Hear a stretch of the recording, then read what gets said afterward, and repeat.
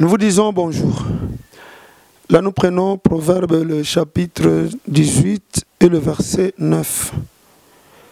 Celui qui se relâche dans son travail est frère de celui qui détruit. Voilà, ça c'est la sagesse du roi Salomon. Une sagesse qui parlait de l'enseignement de Jésus, mais avec un autre langage. Si tu fais les analyses, comme nous sommes étudiants de la Bible, et c'est très important d'étudier la Bible, vous allez vous rendre compte que Jésus et Salomon avaient le même message. Mais Salomon avait un langage, Jésus un autre, un langage supérieur parce qu'il est venu du ciel. Salomon, lui, il a dit, voici ce que j'ai vu sous le soleil. Et Jésus-Christ est venu nous dire ce qu'il a vu sous le soleil à partir du ciel. Salomon, lui, c'est ce qu'il a vu sous le soleil à partir de la terre. Voilà, il dit quelque chose de très important. Il dit, celui qui se relâche dans son travail est le frère de celui qui détruit. C'est-à-dire quoi? Comme c'est dans le cadre de la foi, quand la Bible parle plus du travail, c'est premièrement l'œuvre à laquelle Dieu nous a appelés. C'est premièrement l'œuvre à laquelle Dieu nous a appelés. Ce n'est pas d'abord le travail manuel. Le travail manuel, c'est un complément. Mais le travail prioritaire, c'est notre appel.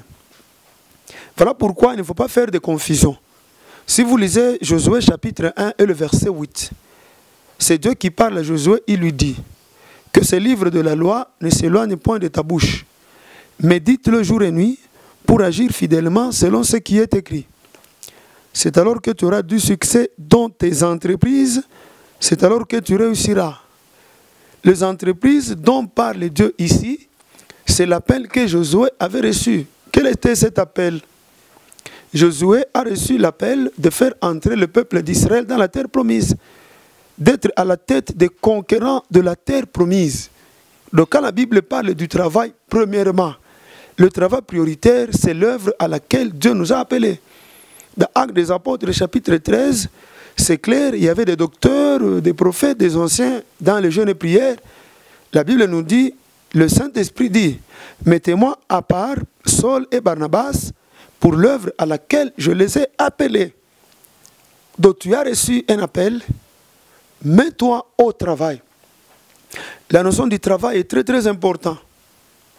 Il y a ceux-là qui commettent des erreurs en s'appelant temps plein.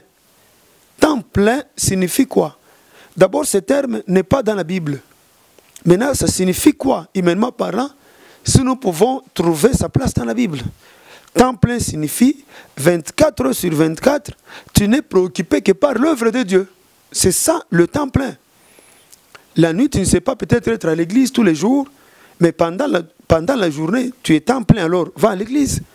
Préoccupe-toi par les choses du Seigneur. Sinon, tu es juste un prédicateur qui n'a pas la force de faire un travail manuel. Un prédicateur qui est là, qui veut qu'on le nourrisse. Qui veut qu'on le nourrisse. C'est ce qui arrive à beaucoup de gens qui se disent, nous sommes temps plein. Ils commencent le travail une année après, ils ne voient rien, et ils abandonnent, ils vont dans les mining. Ce n'est pas que tu n'as pas été appelé, non. C'est que tu ne travaillais pas. C'est ponctuellement que tu t'intéressais à l'œuvre. Mais tu étais paresseux toute l'année, c'est pourquoi tu n'as pas bénéficié de la grâce du verset qui dit « L'ouvrier mérite son salaire ». Est-ce que si le Seigneur te paye, tu peux abandonner l'œuvre et aller chercher l'argent ailleurs? Non. Alors, si tu te mets à travailler, ne relâche pas. Parce que le même Salomon nous dit « Mais vaut la fin d'une chose plutôt que son commencement ». Pourquoi on dit « Celui qui se relâche est le fait de celui qui travaille ». Parce que le travail est évalué en fonction du temps. Si une semaine tu ne travailles pas, ce que tu as fait il y a une semaine, c'est comme si tu as détruit le travail d'une semaine. Donc tous les jours, nous devons être à l'œuvre. Toi, tu construis, le destructeur vient, il enlève les pierres. Mais une semaine, tu ne travailles pas. Ton œuvre manquera 7 pierres. C'est comme si 7 jours tu n'as pas travaillé et le diable venait à enlever une pierre chaque jour. Alors tu fais l'œuvre du diable si tu te relâches dans ton travail. Que Dieu te bénisse.